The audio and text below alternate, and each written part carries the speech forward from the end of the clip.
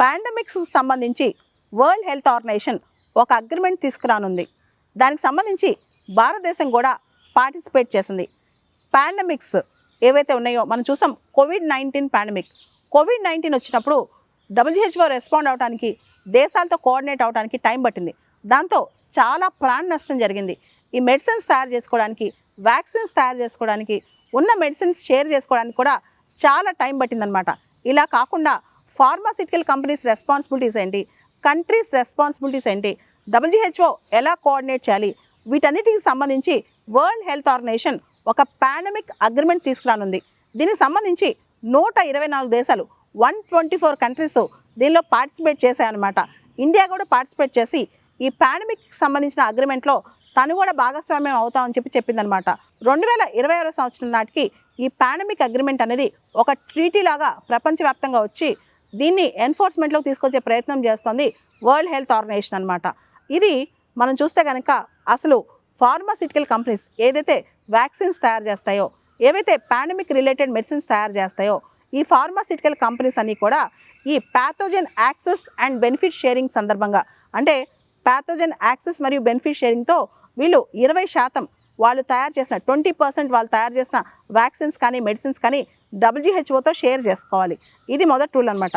రెండోది ఏంటంటే దేశాలు వరల్డ్ హెల్త్ ఆర్గనైజేషన్స్కి ప్రపంచ దేశాలు కంట్రిబ్యూట్ చేసే డబ్బులు, ఫండింగ్ ఏదైతే ఉందో అది ఎన్హాన్స్ చేయటం అనమాట.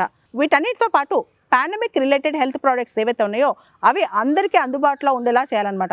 ఏదైతే వ్యాక్సిన్స్ కానీ, డ్రగ్స్ కానీ, మెడిసిన్స్ కానీ ఏవైతే అవి అందుబాటులోకి వస్తాయో, ఏదైతే అవైలబుల్గా ఉన్నాయో అవి ధనిక పేద దేశాలు తేడా లేకుండా అందరికీ అందుబాటులో వచ్చేలా వరల్డ్ హెల్త్ ఆర్గనైజేషన్ ప్రయత్నం చేస్తుందన్నమాట. మనందరికీ తెలుసు భవిష్యత్తులో ఎలాంటి కొత్త వైరస్ వస్తుందో, ఎలాంటి పాండమిక్ వచ్చిందో ఎవరికీ తెలియదు.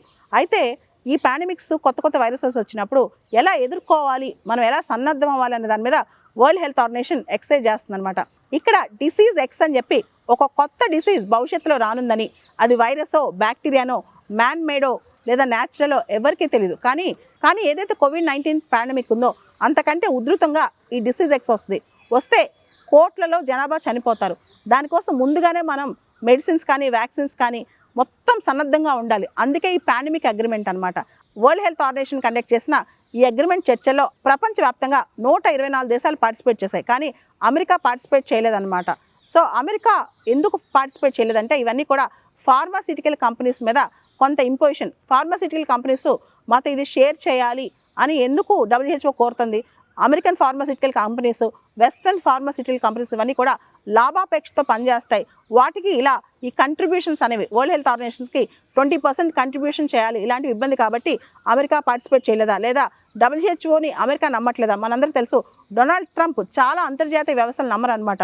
అది వరల్డ్ ట్రేడ్ ఆర్గనైజేషన్ కావచ్చు, వరల్డ్ హెల్త్ ఆర్గనైజేషన్ కావచ్చు, ఇలా చాలా పెద్ద సంస్థలు నమ్మరు. సో అలాంటి రీజన్ ఉందా, లేదా UNHRCని కూడా ఆయన నమ్మట్లేదు, హ్యూమన్ రైట్స్ కౌన్సిల్ని. సో ఇలాంటి ఆలోచన ఏమైనా ఉందా అనేది ఇప్పుడు డిస్కషన్లోకి వచ్చింది. మొత్తానికైతే ప్రపంచంలో రాబోయే పాండమిక్స్ సంబంధించి ఒక అగ్రిమెంట్ రాబోతుంది, ఒక ట్రీటీ రాబోతుంది. 60 దేశాలు సైన్ చేసిన తర్వాత ఆ ట్రీటీ ఎన్ఫోర్స్మెంట్లోకి రాబోతుంది. భారతదేశం కూడా దీని అగ్రిమెంట్కి ఒప్పుకుంది. భారతదేశం కూడా సైన్ చేయబోతుంది భవిష్యత్తులో. అంటే మన దగ్గర రాటిఫై చేసి సైన్ చేస్తారనమాట. సైన్ చేసిన తర్వాత ఇది ఇంప్లిమెంటేషన్లోకి వస్తుంది. సో ప్రపంచవ్యాప్తంగా రాబోయే పాండమిక్స్, ఎలాంటి పాండమిక్ వచ్చినా తట్టుకునే విధంగా వరల్డ్ హెల్త్ ఆర్గనైజేషన్ సన్నద్ధమవుతుంది. అయితే వరల్డ్ హెల్త్ ఆర్గనైజేషన్ ఇప్పటి వరకు కూడా కేవలం ధనిక దేశాలు, డెవలప్డ్ కంట్రీస్గా సపోర్ట్ చేస్తుంది, పేద దేశాలకు సపోర్ట్ చేయలేదన్న అపవాదం ఉందన్నమాట. ఇప్పుడు వరల్డ్ హెల్త్ ఆర్గనైజేషన్ అనేది భవిష్యత్తులో వచ్చే కొత్త జబ్బులకు, పాండమిక్స్కు ఏ విధంగా కంట్రిబ్యూట్ చేస్తాం మనం చూడాలి. పాండమిక్ అగ్రిమెంట్ సంబంధించి వరల్డ్ హెల్త్ ఆర్గనైజేషన్ కండక్ట్ చేసిన కాన్ఫరెన్స్కి మన ప్రధాని మోడీ గారు కూడా వీడియో కాన్ఫరెన్సింగ్ ద్వారా అటెండ్ అయ్యారనమాట.